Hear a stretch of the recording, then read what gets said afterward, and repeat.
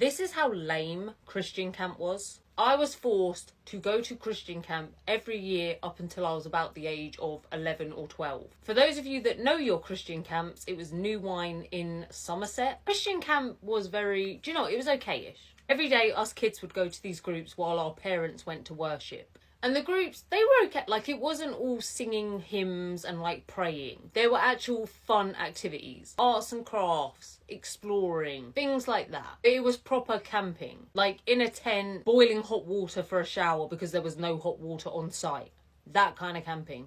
Anyway, this is how lame the camp was. And all the people who went to the camp. So one day, I'm probably about 9 years old. I'm at my Christian camp group and I need the bathroom. Now, if we wanted to go to the bathroom, the leaders would send us with another child, just so we didn't have to go alone. So one day, I have to go to the bathroom. So the leader says I can, but I have to go with this girl who I will call Megan. I don't know why I bother giving some people fake names. Like, there's no way anyone will figure out who Megan is. But anyway, I go into the actual cubicle. Megan is just like messing about with the sinks. I do my thing, and then I notice on the floor there's a packet of condoms. But I'm like 9, so I didn't really understand that they were like condoms. I didn't really understand what condoms were until I read the leaflet. I opened the box, there was a leaflet inside.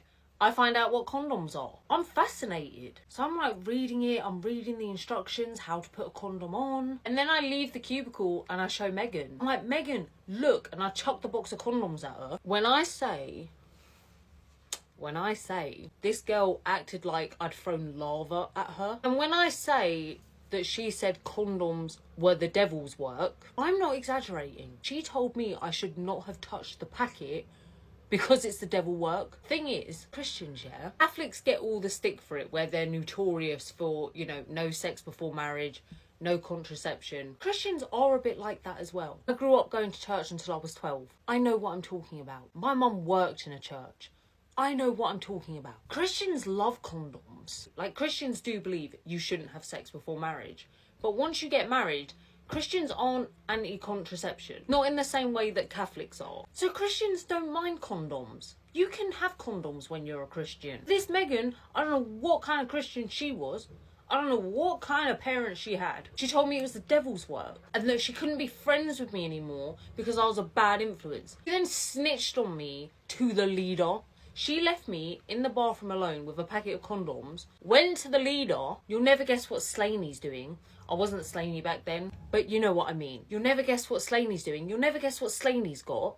They sent out a flipping search party for me. 2 leaders came and found me in the bathroom while I'm trying to put the condom around my hand. I knew that's not how they worked. I just wanted to see if it could fit over my hand because apparently it stretched really big and I wanted to see for myself. Luckily, because you, Megan, the leaders found it funny because the leaders, when you're a kid, yeah, when you're 9, anyone over the age of 18 might as well be 50. Everyone's just old. When you're 9, everyone older than you is old. These leaders, in hindsight, were probably early 20s. They were probably no older than the age of 21. What they were doing was very much like a summer job. They found it funny.